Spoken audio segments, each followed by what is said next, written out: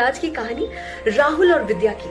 शादी के बाद दोनों ने कस्में खाई थी, एक दूसरे को वादे किए थे और कहा था कि चाहे कुछ भी हो जाए, जब हम दोनों साथ होंगे हमारे बीच कोई नहीं आ पाएगा। चाहे हम दोनों साथ होंगे, उस समय पे कोई भी दरवाजा खटखटाए हम नहीं खोलेंगे।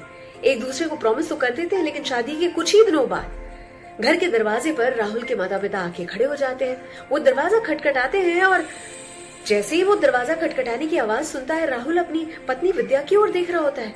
उसे अपना वादा याद आता है। विद्या कुछ कहती है, उससे पहले राहुल अपने दिल पर पत्थर रख देता है और वो दरवाजा नहीं खोलता और माता पिता सिर्फ एक बार खटखटा के चले जाते हैं वहां से। लेकिन उसके कुछ ही दिनों बाद विद्या के माता पिता आते हैं। वो दरवाजे पर खड़े होते हैं और वो खटखटाते हैं और विद्या भागते हुए दरवाजे की ओर चली जाती है। फिर राहुल की ओर देखती है। उसकी माँ चिल्ला के कहती है, बेटा विद्या। विद्या की आंखों में आंसू आ जाते हैं। उसे अपना वादा याद आता है और जैसे ही विद्या के पिता कहते हैं, बेटा विद्या, मैं तेरा पिता हूँ, विद्या अपने आप को रोक नहीं पाती है और वो राहुल की ओर देखकर कहती है, मुझे माफ कर देना, मैं अपने इस वादे पे कायम नहीं रह पाऊंगी।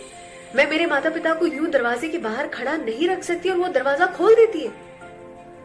राहुल तब तो चुप रह जाता है। लेकिन शादी के कुछ सालों बाद जब उनके वहां पर 2 सुंदर बेटे होते हैं, उनके बाद तीसरे बच्चे का जन्म होने वाला होता है और वो तीसरा बच्चा होता है एक सुंदर सी बेटी। उस दिन राहुल इतना ज्यादा खुश होता है कि वो सारे जहां में जितने लोगों को जानता है उन सभी को न्योता दे देता है। बड़ी सी पार्टी रखता है और जिसमें शहर में जितने लोगों को जानता है उन सबको इनवाइट कर देता है। अपने ऑफिस के स्टाफ को इनवाइट करता है, अपने सारे ही दोस्त, जितने भी रिश्तेदार हैं, सबको बुलावा देता है।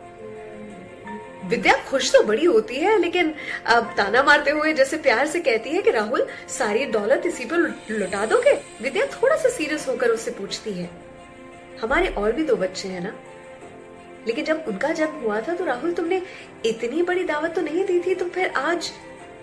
राहुल बड़े प्यार से और गर्व से जवाब देता है, कहता है कि विद्या, आज उसने जन्म लिया है जो मेरे लिए दरवाजा खोलेगी।